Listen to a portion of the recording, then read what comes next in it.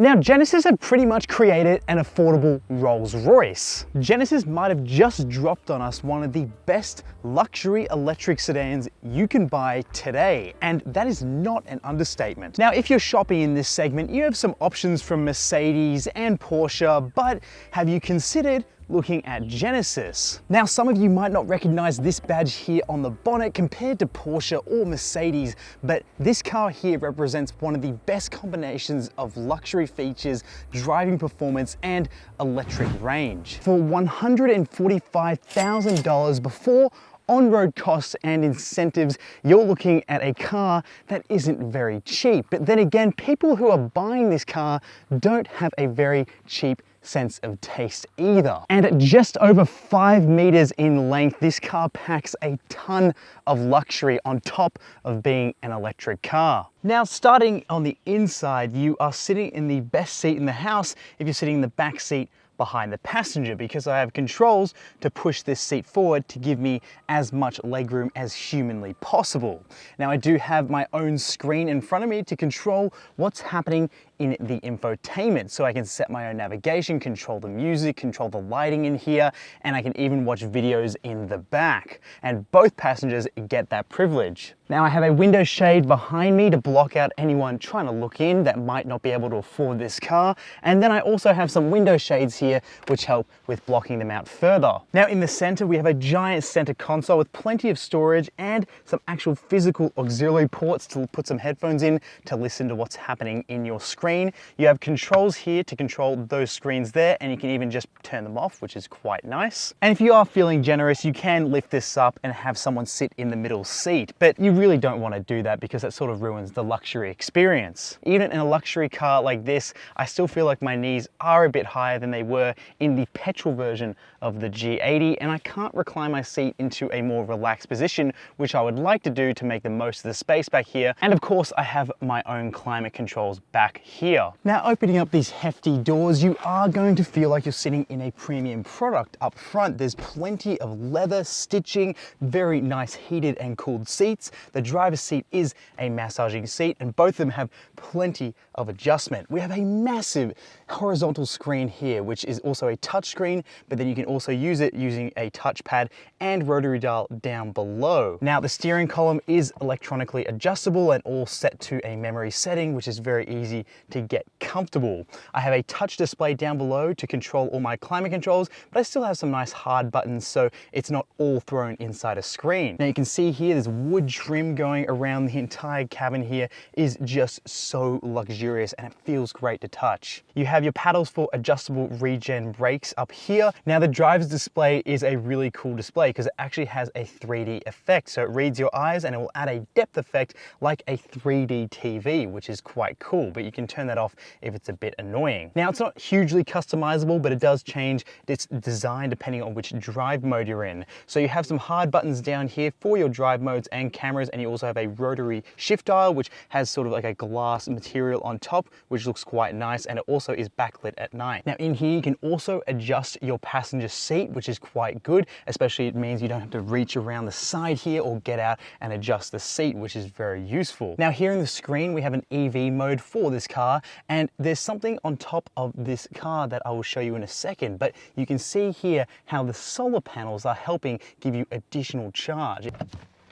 Now, the luxury features don't stop on the inside. On the outside, we have soft closed doors, which means you don't have to slam your door. Instead, you can just rest it against the car and the car will pull it in the rest of the way. Now, I'm really liking the design of the 19-inch wheels here on this car. It has plenty of meat around the tire and looks very classy. This green metallic paint is also something that really pops, and again is a classic color that really stands out from the crowd without looking too ostentatious. But then the other neat thing is that you can remote start this car to either start the air conditioning, or you can go ahead and move it out of a tight spot by just using your key, and the car will silently just drift away and pull out into an easier position, so you don't have to squeeze between a car or a wall. That is pretty cool. And if you're standing behind it like this, the sensors will pick up that you're standing here and the car will stop. And yes, you did hear that correctly. On the top of this car, there's no glass roof, but there is glass because this has solar panels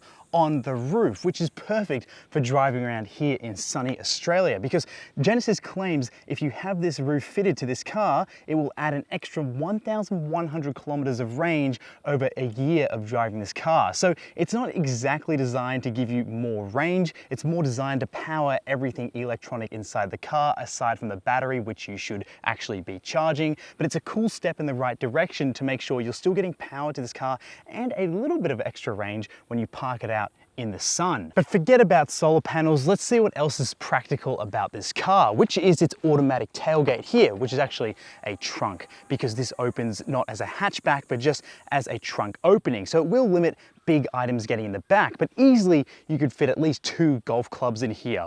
There is over 300 liters of boot space in here, but you can see that the rear electric motor is occupying a fair amount of that space. But you can fit a couple of suitcases in here just fine. So it's not a wildly impractical car, but it's just not going to be as practical as, say, a luxury SUV. Now, underneath the boot floor, you are not getting a spare tire. Instead, your charger and a little bit more storage exists underneath there. And no, the second row doesn't fold flat to give you any more boot room, but there is a tiny compartment for rear occupants to access anything in the boot while you're driving. Now, the whole car is covered by a 5-year unlimited kilometer warranty, but the battery is warranted for up to 8 years as part of a high voltage battery warranty. Now, you also do get a 10-year 24/7 roadside assist service, and you also do get 10 years of complimentary map updates. But when you buy an electric Genesis, they will also offer you the choice of either a 5-year subscription with ChargeFox, meaning if you go to any ChargeFox chargers, which is a type of third-party charger here in Australia,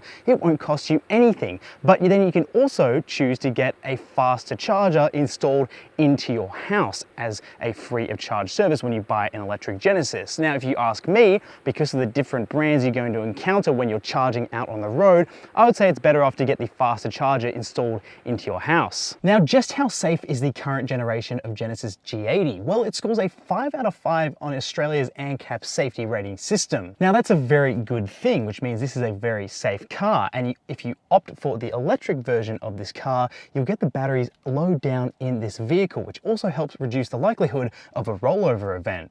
Now, eventually you're going to have to charge this car, and you have to find this little G logo on the bonnet, which is a little spot here. You press and it manually opens the door here. There is a bit of chrome in here to make this feel a little special, but there's no automatic opening like you'll find on the Ioniq 5 or even the Kia EV6, which is a bit of a shame for the price you're paying. Now, there's some lights in here to tell you how much charge your battery has remaining, and the thing is, this car has a massive battery. It's an 87.2 kilowatt hour battery, which is good for 520 kilometers of WLTP range. Now, this also runs on an 800 volt battery architecture system, which allows this thing to be nice and efficient when you're depleting it and quicker to charge than a 400 volt type battery. Now, that means if you find a 350 kilowatt charger, which this is capable of charging up to, you will get 10 to 80% of your charge in just 22 minutes. But seeing as most chargers in Australia don't support that sort of rate, and you're looking at something a little bit less, around the 200 to 250 is the max amount I've ever seen out on the road,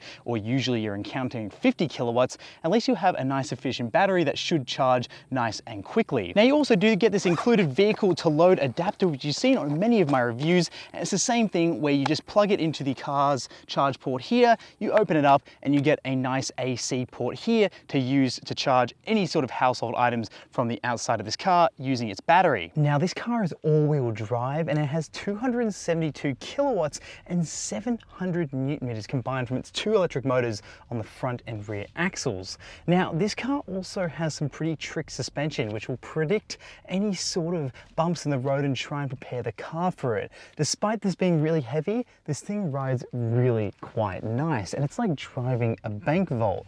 So getting started, this is all the sound you're going to hear. I'm whispering because I want to sort of show you how quiet it is in here. This car has active sound cancellation, just like a pair of headphones as well, so it's keeping out any unwanted sound. And then as we cruise up to the speed limit here, it's just silent. Even the wind noise is so minimal, and that's why I was really excited to drive this, because it's an aerodynamic shape compared to something like an SUV. Now, when I was on the highway, the only thing giving me grief was the wind noise coming from these side mirrors. So if you slim them down or use the camera mirrors that you'll find on the GV60, then yeah, you might have something that's almost super quiet. Now driving along in here, this car defaults in comfort mode, and you do have 3 modes. You have sport and you have eco. I like how simple that is. So we're in comfort right now. This car is really quite luxurious and quite easy to just cruise around on this road here. There is a bit of coarse road noise, but nothing excessive. Now as I go into eco mode, everything sort of just slows down a little bit. Your inputs are actually just, they're not as responsive when you're in these other modes. Where you're going to get all that power that I quoted earlier is going to be in sport mode. So when I go into sport mode, you're going to get the least amount of predicted range, but it means you'll get the fastest car. So my seat starts to tighten up as the bolstering starts to adjust and sort of go, hey, here's a pseudo bucket seat as I squeeze you in to make sure you don't roll around. So if I go to accelerate in sport mode, oh, this thing just is like a freight train. It doesn't create a whole lot of fuss getting off the line either. So it's got a good amount of grip, it's quick to react, and this whole platform just means it's not super squirrely. I'm pretty sure it's down to the longer wheelbase and the weight of this car, and also the tires this thing has. Now let's talk about the braking. This car actually has 2 different types of brakes. So if you go into the settings here, and you actually can choose between 2 types of brakes, comfort and sport brakes. So in comfort mode, you have some spongy type brakes. They're a little bit, more relaxed, but in sport mode you have these more reactive brakes, which sort of are quicker to respond to your input, which is really quite cool that you can customize your brake input. Now, as for the steering, it's quite reactive as well, but it is still quite distant from what's actually happening on the road. So in sport mode, it tightens up, but then when we're in comfort mode and eco mode, you can drive this thing almost with 1 finger. It is that easy. Now, my combined efficiency in this car has been 20 kilowatt hours per 100 kilometers, which is really quite good. I haven't had the opportunity to do a range test in this just yet, but I found it to be very efficient, and these 800 volt architecture batteries that Hyundai and Genesis produces are very efficient. So yeah, I found this to be a really slow burning battery, especially in the city. Now the suspension in this car is just spectacular. It is super plush, and every time I get into this car, I'm reminded about how luxurious it is. Twisting through these corners, the car remains flat thanks to that lower center of gravity, thanks to all those batteries, and it just hugs and cruises the road. It is very old school luxury here, and I love it. The sound isolation here is awesome as well, thanks to having a trunk instead of a open boot space, which would add extra sort of cavernous sounds. So here you can really enjoy this surround sound speaker system in here, which is just superb. Now, I don't really have any complaints about the driving experience. I think it is one of the best luxury electric driving experiences out there. It's not trying to pretend to be a sports car, so I'm not going to mark it down for the fact it doesn't feel as engaging to drive, because this really is just an old school big luxury sedan, and it does that extremely well. Now, something that did annoy me on this car was the rocking that happens when you come up to a stop. So if I come up to a stop at this sign here, the car will do this little, it does that dance every time you pull up to a set of lights. Now, it's not a major problem, but if a brand like Mazda can eliminate something like that on their petrol cars, which are relatively affordable, I would expect a $145,000 luxury electric car to have none of that. So I just hope that's something they can improve on in a future product update. Now, Genesis have pretty much created an affordable Rolls Royce. And that's because the founders of Rolls Royce said that their cars should be electric, but they just can't be because they don't have enough range and there's nowhere to charge them, and they take too long to charge. But now, here in 2023, these cars don't take a whole lot of time to charge still, but they also have plenty of range, and yes, you can find a few places to charge them. Now, more importantly, this is a luxury car, and it does luxury car things very well. It's also nice and quick, it's quiet, and it does it all without a lot of drama, which is exactly what you'd expect from a Rolls Royce. So I think it's fair to say that Genesis have cooked up something the original founders of Rolls Royce would have been happy to put their name on. Now, is this a better driving car than something like a Porsche Taycan? No, it's not. And then it doesn't have the brand prestige of something like a Mercedes EQE. If it sounds a bit too expensive for you, there are plenty of options south of this price range, which will compromise on a few things and won't give you the full package like this, but you might find something that has a bit more boot space and practicality than this thing has.